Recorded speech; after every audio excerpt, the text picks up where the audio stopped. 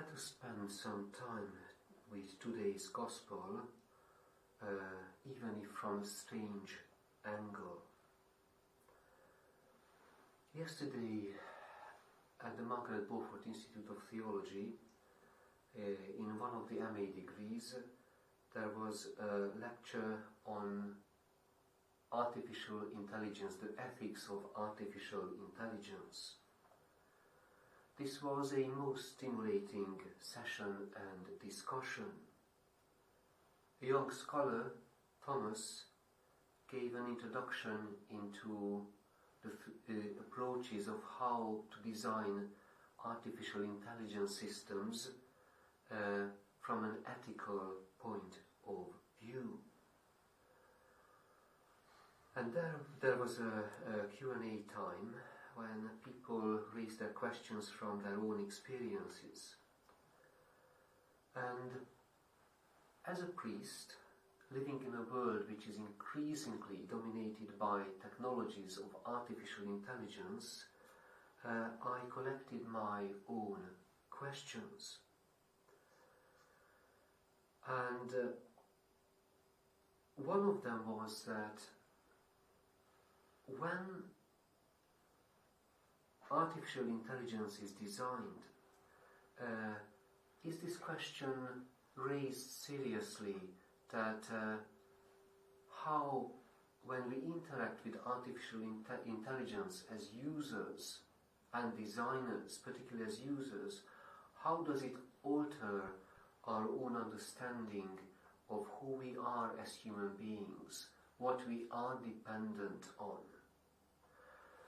Or isn't artificial intelligence, the application is just an extension of human nature, and our human nature is full of flaws after the original sin, so we can be entrapped in a larger mirror image of ours if we don't scrutinize it carefully.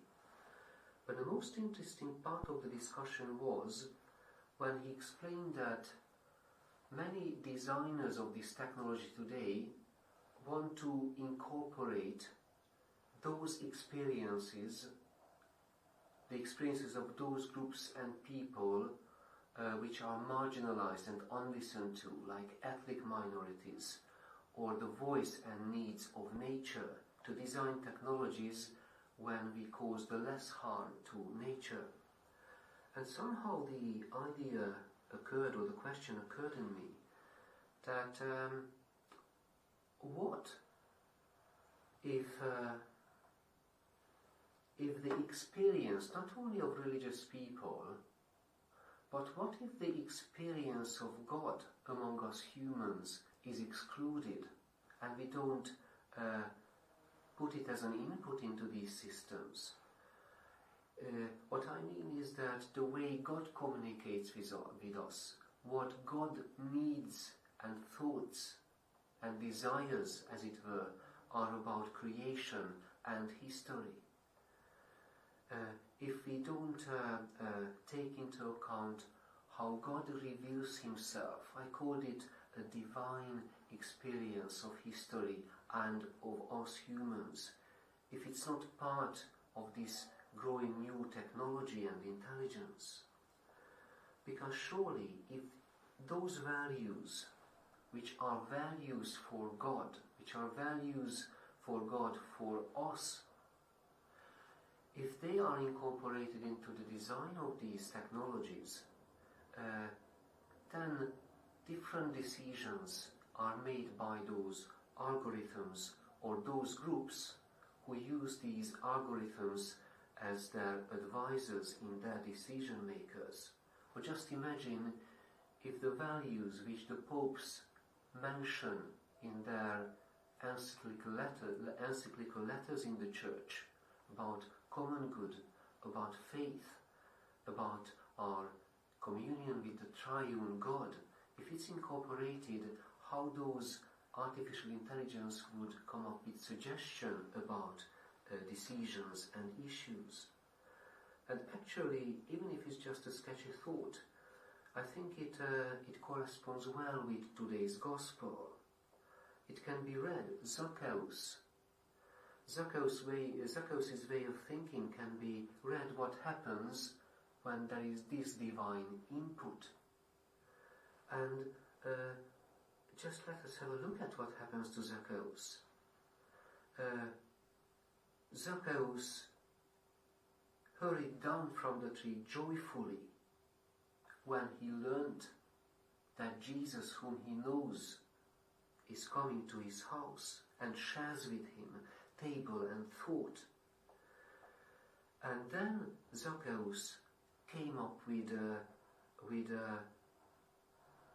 a change of life. Look, sir, I'm going to give half of my property to the poor, and if I have cheated anybody, I will pay him back 4 times the amount.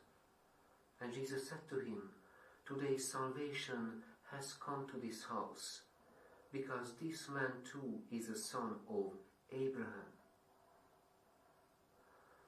So it is so wonderful to see it as a model that what happens when developing our technologies, we are making God as a reference point. Zakeus listened to all what Jesus was teaching, listened to his person as a visitor, as a divine companion. And we are using these technologies on a daily basis. When we are Googling something in a search engine, when we are sending an SMS, when we are visiting a home page, we are tagged by, and so on and on and on. So today, on the feast of Saint Albert the Great, let us pray for his support, that we Christians might join in these discussions and contribute to the design of those technologies which are increasingly governing our lives.